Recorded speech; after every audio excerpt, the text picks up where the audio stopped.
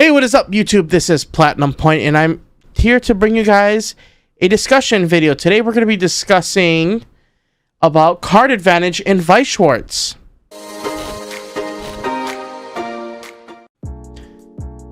So before we get into the video, I just want to remind you guys to subscribe for more Weiss Schwarz content and like this video if you want to see more discussion videos on some of the technical play in Weiss Schwarz, as well as some of the technical play in other card games, because this topic, card advantage, can also be elaborated in games like Pokemon, Yu-Gi-Oh, and even One Piece if you play the One Piece TCG. And so the purpose of this video is going to be where we discuss card advantage in the context of Weiss Schwarz. And the reason why I want to talk about this is because it's an essential skill if you want to become a better player in Weiss Schwarz. It's a skill that separates the new players from the experienced ones, and the pro players from your average experienced players.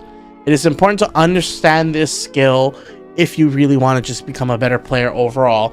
And for those that are just want a refresher, remember, even as competitive players ourselves, it's a skill that we have to constantly improve upon, because not every deck kind of uses card advantage in the same way. So what is card advantage? So card advantage is basically about creating and maintaining favorable game state both on the field and in your hand. And this requires you to manage resources. So for Weiss Schwarz, the resources that you have to manage are your hand and stock, as well as you have to maintain your board. So you're both managing your resources in terms of hand and stock, as well as maintaining your board. So that's what card advantage means. And in Weiss Schwarz, there are three aspects of it. There's hand advantage, board presence or board advantage, or stock advantage. So we're going to talk about hand advantage first. So hand advantage is about maintaining a hand that has a large amount of playable cards that you can play during both your turn and the upcoming turns.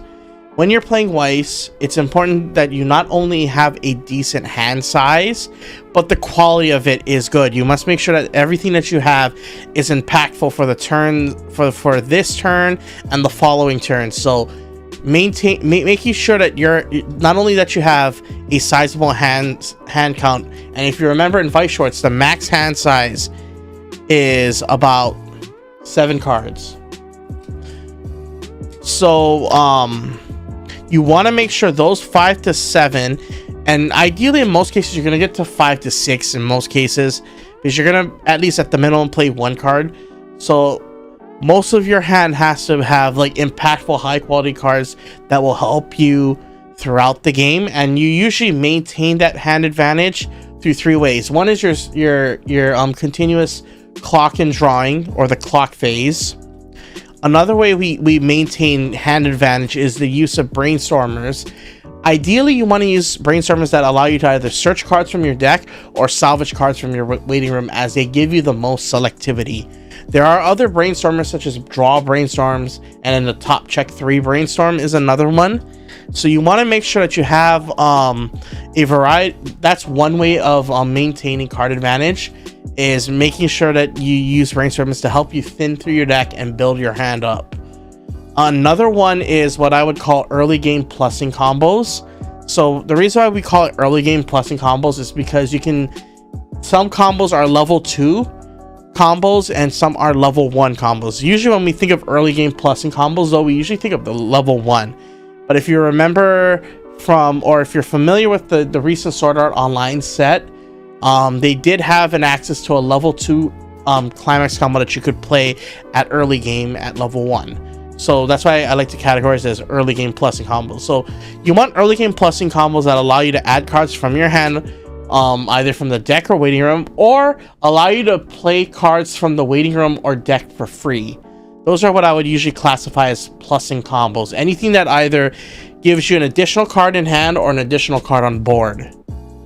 And so like the rule of thumb when it comes to those hand advantage, if you're first starting out, is at the end of your turn, you want to ideally have about 5 to 6 cards in hand, and if you can, ideally 7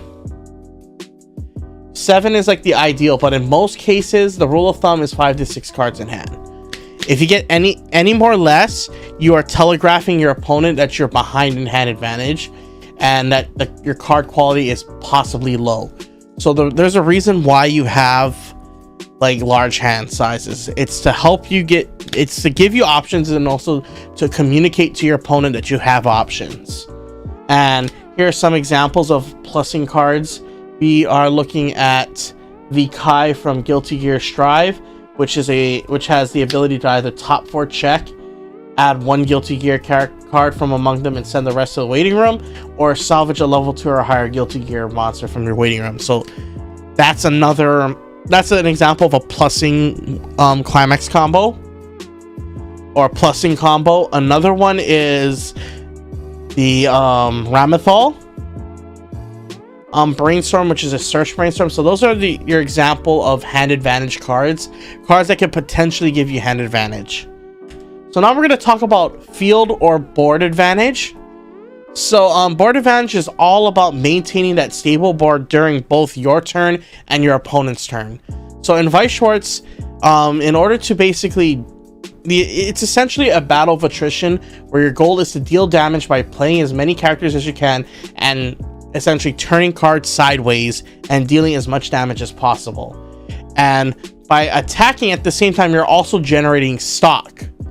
So the goal when it comes to board maintaining board advantage is basically you want to create boards that either break your opponent's board so that they have to invest more resources, aka play more cards from their hand next turn to the stage in order to recover their board, or to build a strong enough board. It can be either or, or either or.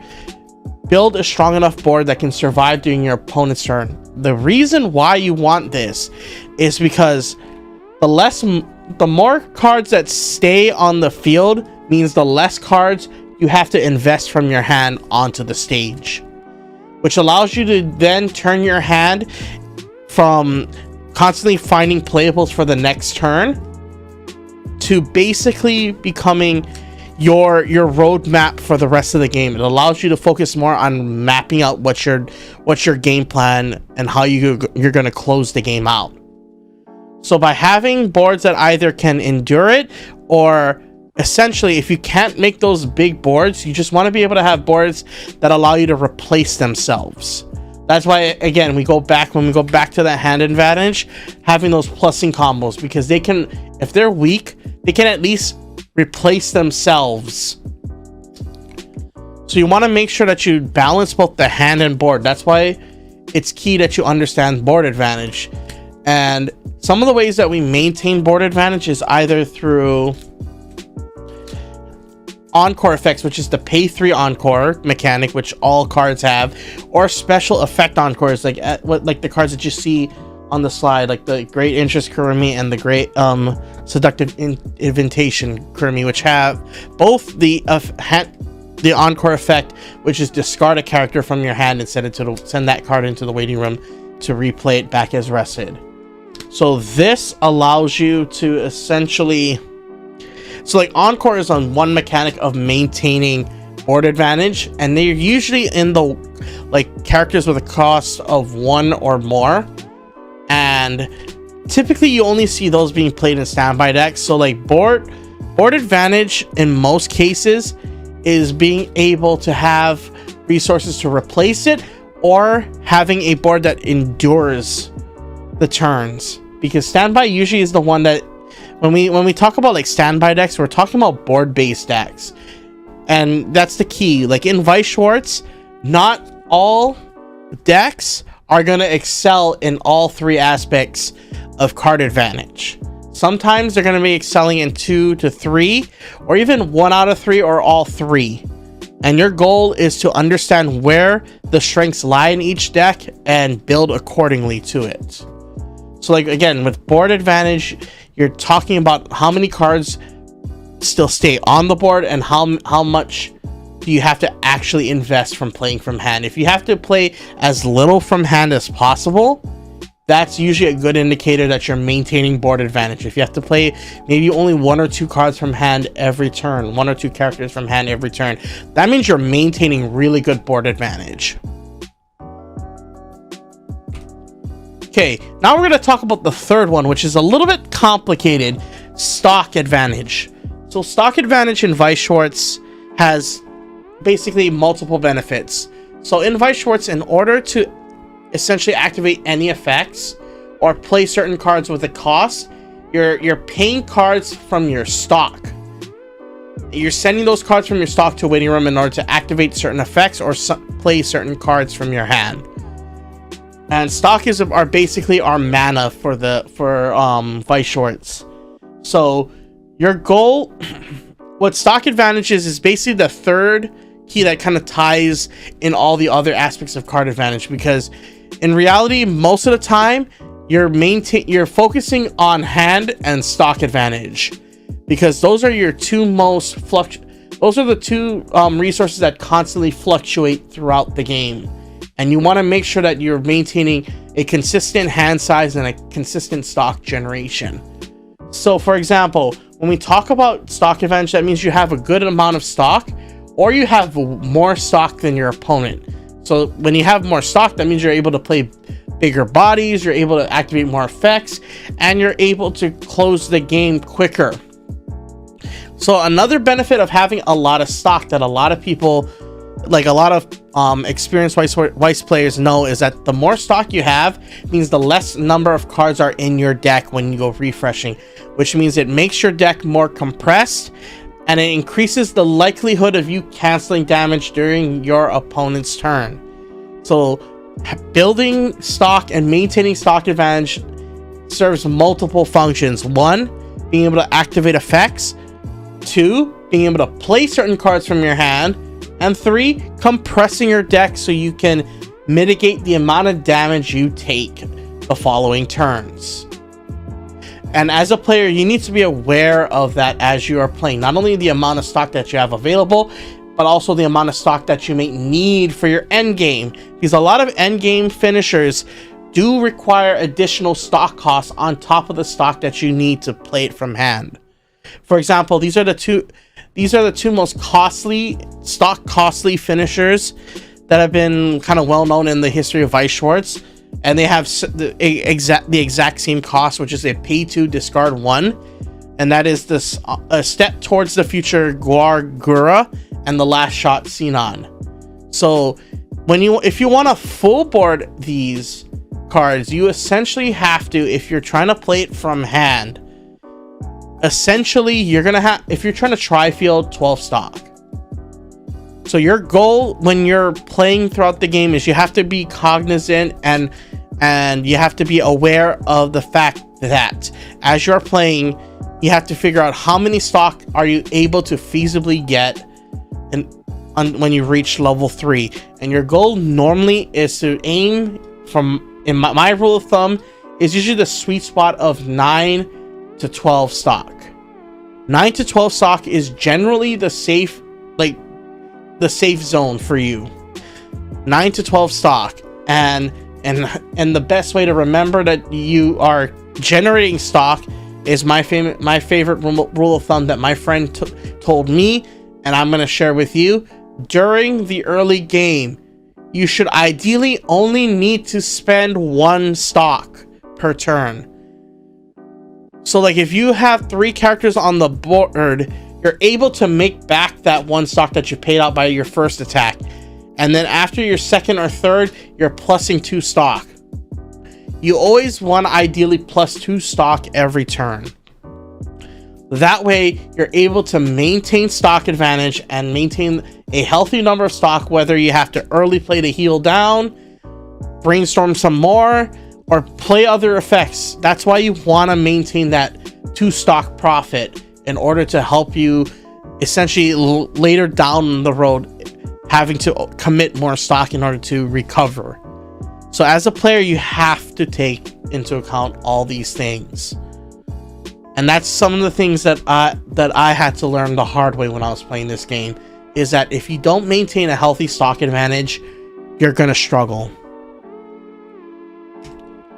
And then we're just gonna just summarize again. Card advantage is about creating and maintaining a favorable game state both on the field and in your hand, and that requires you again to manage resources, which is your hand, your stock, and then at the same time maintain your board.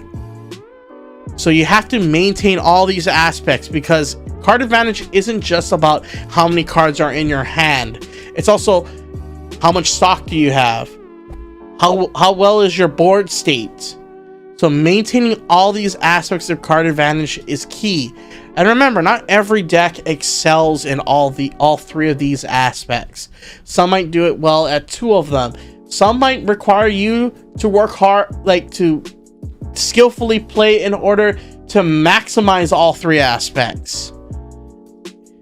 So you have to, when you go into a set, you want to plan accordingly and deck build accordingly, because that's the key to be successful when it comes to maintaining card advantages, knowing what's your game plan.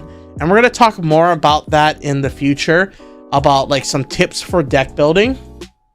So I hope you guys like this video. Don't forget to once again like, comment, subscribe, false crack that like button, and hit the notification for more updates.